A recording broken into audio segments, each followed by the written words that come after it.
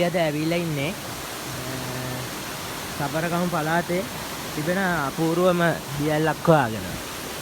වැස්සත් එක්ක මේ දවස්වල තියෙන කාලුගුණ තත්ත්වයට එක්ක අධික වැස්ස නිසා සක්‍රීය තත්ත්වයේ තියෙන හොඳම දියැලක්. පෙට්ටිගල වනරක්ෂිතයෙන් ගලන සුන්දර ඇල්ලක්. අපි ගිහිල්ලා බලමු සුන්දරත්වය කොහොමද කියලා.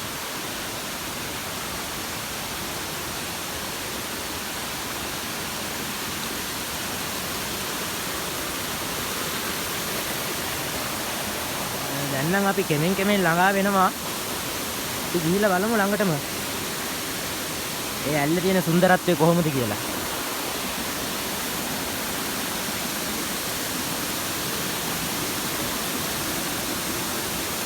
දැන් ඔබට මම පෙන්නන්න යන්නේ එන්න දිය ඇල්ල. අපි ළඟටම ගිහිල්ලා බලමු කොහොමද තියෙන සුන්දරත්වය කියලා.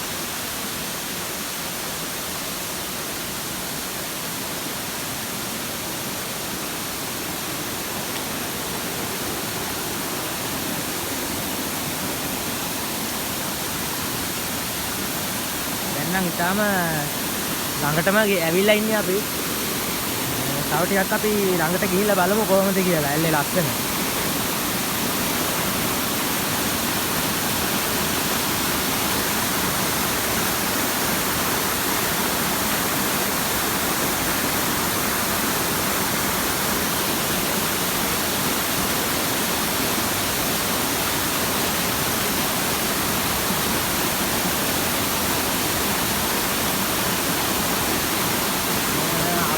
නැවතත් තව ඇල්ලකින් හම්බ වෙමු.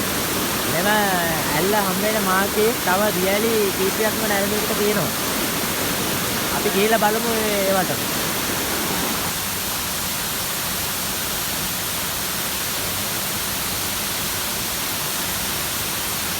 අපි දියැලි දෙකක් නැරඹුවා. තුන්වැනි දියැල්ල නරඹන්න යන්න තියෙන්නේ මෙම මාර්ගයේ. ඊටාම කටුක මාර්ගයක්. ඒ වුණත් අපි අභියෝග වලට හරි කැමති. අපි ගිහිල්ලා බලමු කොහොමද යන්නේ කියලා.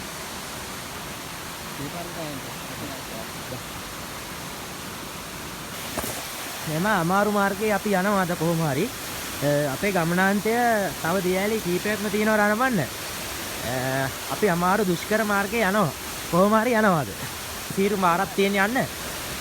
අපි ගිහිල්ලා බලමු. එතෙන් තමයි යන්න තියෙන්නේ පාරේ.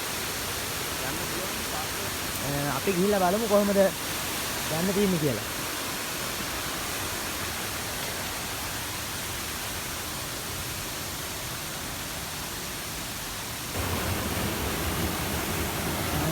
අපි ගමන යන අතරතුර අහඹු දසුණක් දැක්කා.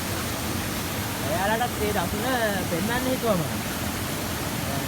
බලන්න විශාල ගසක් බස පෝෂණය වෙන්න වතුර අරන් යන විදිය. මූල පද්ධතිය තියෙන්නේ කෙලින්ම ජලයට. බස ජලය ඇදගන්නේ මෙම මූල පද්ධතියෙන්නේ. මේ රුස්ස ගසනේ. බලන්න පුළුවන් ඔබටත් ඒ ගසේ ස්වරූපය. අපි දැන් මෙතනින් නවත්තලා අපි යනවා ගමනේ ඉදිරි ගමනට අපි. අපි අද අපේ ගමනාන්තයට ළඟා වුණා. ඔයාලට බලා ගන්න පුළුවන් අපි තව ටිකක් ඉස්සරහටම යනවා. ඉතින් ගිහිල්ලා බලමු කොහොමද වෙන සුන්දරත්වය කියලා. පොඩ්ඩක් අමාරුයි අපේ ගමනට. ඒත් අපි යනවා. එයාලා වෙනුවෙන් අපි අද යනවා එතෙන්ට. ඒ ස්ථානෙට. අපි ගිහිල්ලා බලමු කොහොමද කියලා සුන්දරත්වය. තාම දුෂ්කරයි මේ මාර්ගය. ඒත් මේ අපි යනවා මේ ස්ථානෙට කොහොම හරි. ඔයාලත් බලාගෙන ඉන්න කොහොමද යන්නේ කියලා.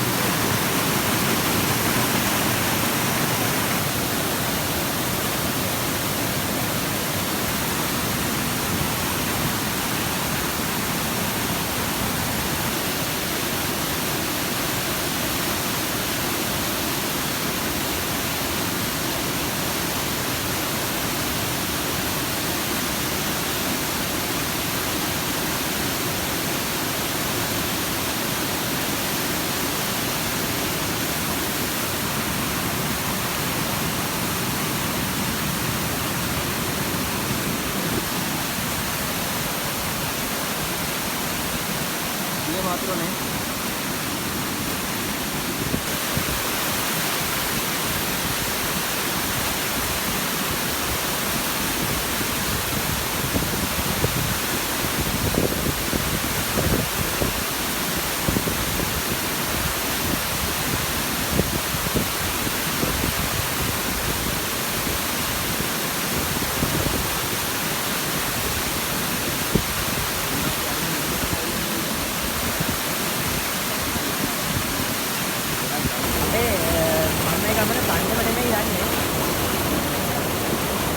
සහෝදර YouTube තාලිකාවේ සහෝදරයන් සමග එයාලට සංචාර ගොඩක් පුරුදුයි. අර හන්දට හොඳටම වැස්ස. අපිටත් වැස්සක් එයි වගේ. අපි නැග්ගා මේ තියෙන ලොකු විශාල ගලක් උඩට. ඒ ගල උඩට නැගලා ඉන්නේ. අපි දැන් බලමු මේ වලේ තියෙන ස්වභාවය. මේ වල ගොඩක් ගැඹුරු ලගනවා.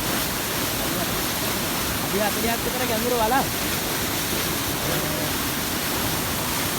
බලන්න පුළුවන් ඕලන්ට.